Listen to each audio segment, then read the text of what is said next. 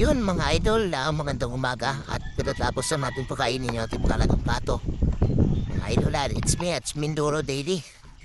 Routine natin dito sa amin idol. At ito naman itong aking mga sisiyo, 14 po yan idol. Ito dito sa kabilang kulungan na mga sisiyo idol.